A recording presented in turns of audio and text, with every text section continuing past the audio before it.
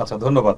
অনেক আপনারা দুই বর্ডার নিয়ে একটু দীর্ঘ প্রশ্ন হয়েছে, তারপরে সুন্দর সময় উপযোগী প্রশ্ন। প্রথমত যে সীমান্তে হত্যার বিষয়টি, এটা আমাদের প্রায়োরিটি 1 এজেন্ডা ছিল এবং গতকাল সন্ধ্যা থেকেই এই এখন পর্যন্ত বিএসএফ এর সদর দপ্তর থেকে শুরু করে যেই জায়গায় এই হত্যাটা হলো, সর্ব জায়গায় আমরা অত্যন্ত জোরালো প্রতিবাদ জানিয়েছি এবং এটা এই কনফারেন্সের পরেই কিছুদিন মনের মধ্যেই এই জিনিসটা অনাকাঙ্ক্ষিত বা দুঃখজনক হলেও আপনারা হয়তো জানেন যে সীমান্ত হত্যা যে এটি আসলে শূন্য লাইন থেকে ভারতের অভ্যন্তরে। আমরা আপ্রাণ চেষ্টা করছি আমাদের এই অবৈধভাবে যেন ভারতের অভ্যন্তরে কেউ প্রবেশের চেষ্টা না করে। তবে আমরা অত্যন্ত জোরালো, শক্ত এবং কড়া ভাষায় প্রতিবাদ জানানোর পরে আমরা কিছু ছবিও পেয়েছি যে এখানে সংঘবদ্ধ প্রায় 15-20 জনের একটি দল, তারা অবৈধ অনুপ্রবেশ করছিল। বিএসএফ বাধা দেওয়ার পরে দুই পক্ষের মধ্যে একটা সংঘাত হয়।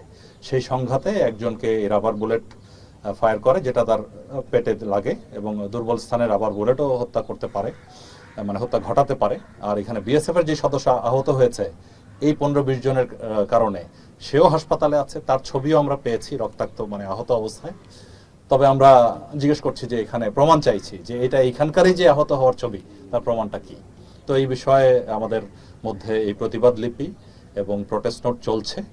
আর সেই আহত সেই ব্যক্তিকেও হাসপাতালে নিয়ে ওরা অপারেশন করিয়েছিল, তারপরও তাকে বাঁচানো যায়নি, দুর্ভাগ্য। বাট আমরা বটম লাইন হলো ভেরি ক্লিয়ার মেসেজ আমরা বলেছি যে এটা কোনোভাবেই কাম্য নয় এবং এটা মেনে নেওয়া যায় না। এবং এটা যদি মেনে নেই, তো ভবিষ্যতে ভারতীয় অনুপ্রবেশ যারা করে, তো তাদের প্রতিও তো আমরা সুন্দরভাবে নিয়মের মধ্যে আমরা যে তাদেরকে গ্রেফতার করে হস্তান্তর করি, সেটা কতটুকু আর করা যাবে। আমাদের এদিক থেকে যত যাই হোক, অবৈধ অনুপ্রবেশকর যাই হোক, হত্যা কোনো চূড়ান্ত একটা সমাধান হতে পারে না। তো সেই বিষয়ে আমাদের এটা অব্যাহত থাকবে এবং আরও একটি যদি হয় আমরা আরও কঠোর অবস্থানে যাব, এটা আপনাদেরকে আমি আশ্বস্ত করতে চাই। আর একই সাথে আপনাদের সবারই আমাদের চেষ্টা থাকবে যাতে অবৈধভাবে কেউ যেন ওইদিকে না যায়। আমরা আপ্রাণ চেষ্টা করছি, প্রশাসন চেষ্টা করছে, স্থানীয় সবাই চেষ্টা করছে। তারপরও একটা কিছু কিছু ব্যক্তিকে আমরা ওই জিরো লাইন অতিক্রম করা থেকে বিরত রাখতে ব্যর্থ হচ্ছি অনেক সময়। বাট আমরা এই দুই দিকেই চেষ্টা করে যাবো। এক হলো বিএসএফ এর সাথে, আরেক হলো মানবাধিকার অর্গানাইজেশনের মাধ্যমে, তৃতীয় হলো যে কেউ যাতে ক্রস না করে। আপনার দ্বিতীয় পয়েন্টটা সংক্ষেপে আসতে চাই।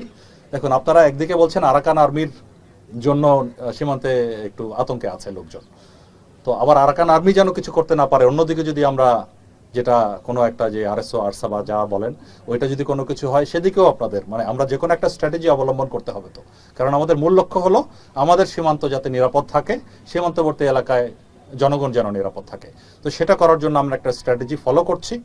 তো আমার আমি বলতে চাই যে সীমান্ত, এই মায়ানমার সীমান্ত কেউ যদি অবৈধভাবে অনুপ্রবেশ না করে মায়ানমারের অভ্যন্তরে, নার্কোটিক্স বলেন, ইয়াবা বলেন বা অন্যান্য যে কারণে হোক, যদি ক্রস না করে, তার নিরাপত্তার কোনো ঝুঁকি নাই।